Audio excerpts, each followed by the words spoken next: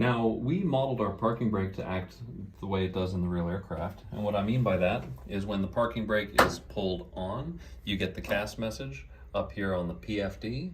But the CAS message itself doesn't mean that the brake is on or off. In order for that brake to work, you first have to preload the brakes, and then pulling the parking brake on will maintain the brake pressure that you have in the brake system.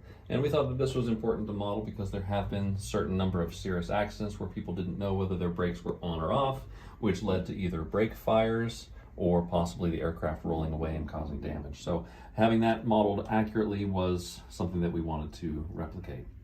All right, so now we can go ahead and start the aircraft. So just like in the real plane, we got our BAT1 and BAT2. We'll go ahead and prime, full throttle, and bring that back down, go to boost, open 1/4 inch, start. Our aircraft starts very easily. Yeah, and bring that back to about 1,000 RPM. Good. Once the engine's on, we'll go ahead and turn on our alternators and our avionics, and I can go ahead and push my parking brake off.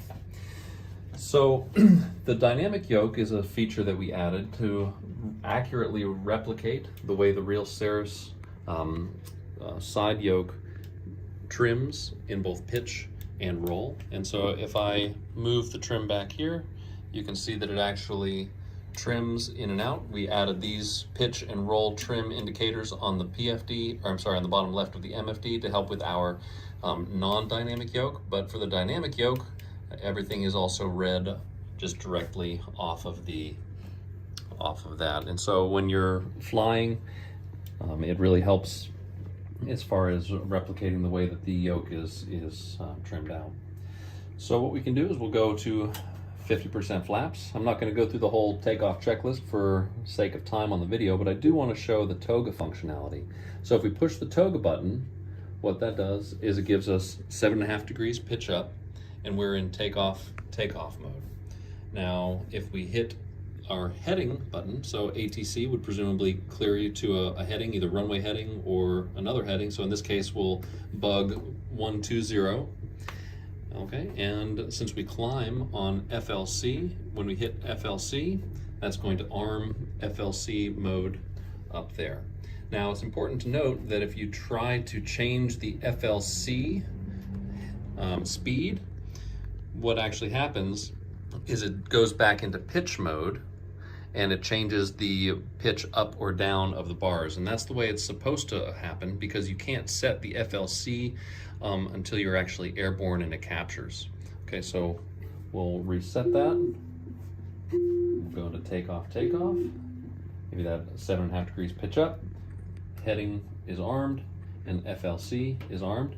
And so what's gonna happen after we depart, at 400 feet above ground level, that's when your heading and your FLC will become active.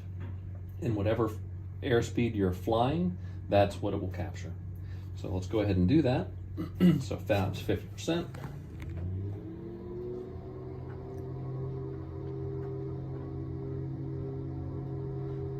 Just like in the real airplane, you can keep your heels on the floor, a lot of right rudder.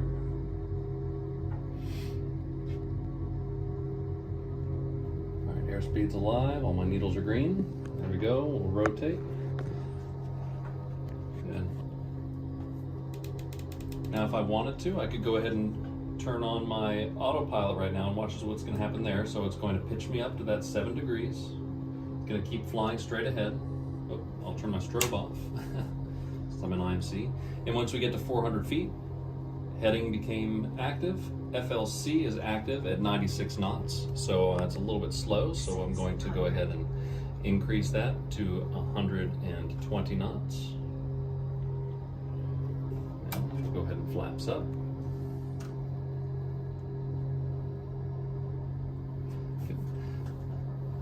So now we're flying on our heading of 120 at 120 knots. So that is the way to replicate an instrument departure using your toga button.